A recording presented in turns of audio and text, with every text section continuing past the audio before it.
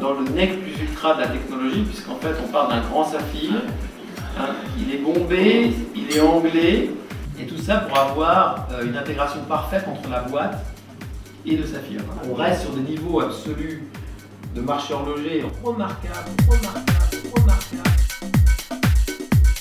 La Tiger Monaco LS, c'est véritablement la projection dans le 21e siècle d'une icône de l'horlogerie suisse et Tiger en particulier, qui est la Monaco, qui était née en 69.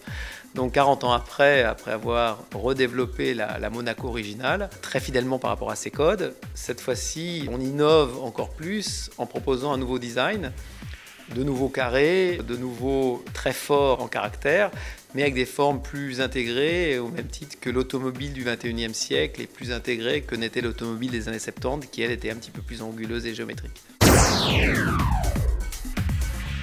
Avoir cette initiative, 40 ans pour la naissance de la Monaco, de revenir audacieusement avec une nouvelle technologie dans cette Monaco LS, avec son nouveau calibre du bois des bras Tiger, un nouveau design encore plus audacieux que le design original, et un nouvel ambassadeur, Lewis Hamilton, qui est déjà un mythe au-delà même de la Formule 1. Il a été le plus jeune champion de l'histoire de la Formule 1, mais c'est déjà une figure charismatique qui va bien au-delà de son métier. Je crois que justement, ça fait partie de ces initiatives de la part de TAG Heuer qui permettent au luxe, dans des années peut-être un petit peu difficiles, de rester extrêmement inspirationnel, de rester désirable, de faire rêver. Le plus important pour une marque, finalement, de créer le désir et d'être audacieux pour justement réveiller l'espoir. Pourquoi le monde serait-il condamné à avoir des cellulaires en plastique qui se rayent et qui ont des courts-circuits au bout de 6 mois? Par rapport à ça, de la même façon que la montre a évolué d'un accessoire fonctionnel à un objet de luxe, enfin certaines marques tout du moins comme TAG Heuer, de la même façon que les gens ont fini par abandonner leur Trabant pour acheter des Mercedes, qui d'ailleurs est notre partenaire, de la même façon le téléphone cellulaire aujourd'hui est un marché qui est en train de se fragmenter. On a évidemment un énorme marché de produits de masse, mais il y a de nouveaux marchés qui émergent.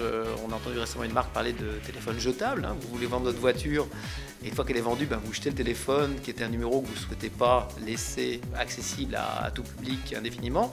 Et de la même façon, on assiste à la naissance du co-branding. Il y a eu des marques de mode qui ont fait des téléphones commandés et puis du haut de gamme comme dans l'horlogerie. Donc je pense qu'une marque d'avant-garde comme TAG Heuer se devait de rentrer dans ce métier qui est très proche de l'horlogerie, puisqu'on parle avant tout de micromécanique. Si on prend Meredith, c'est 400 composants, dont 300 sont des composants purement horlogers. Et après, les 100 qui restent, c'est des composants plutôt radio qu'on sous-traite. Et il y en a 300 qui sont des composants TAG Heuer. Donc on est dans des métiers très proches de micromécanique de précision. Et ayant réussi à la fois dans l'horlogerie, mais aussi dans la lunetterie haut de gamme, dans ces domaines, on pense que dans le portable, il y a tout à fait une place importante à créer pour un marché vraiment haut de gamme, de produits intemporels, de très haute qualité. La Monaco a inspiré Meredith. On est dans des codes de la marque qui sont des codes de la Monaco, appliqués bien sûr à un portable, donc c'est pas uniquement un écran, c'est un écran effectivement qui est un écran très proche de celui de la Monaco, mais c'est également un clavier, d'où la difficulté micromécanique, donc on est quand même dans le design.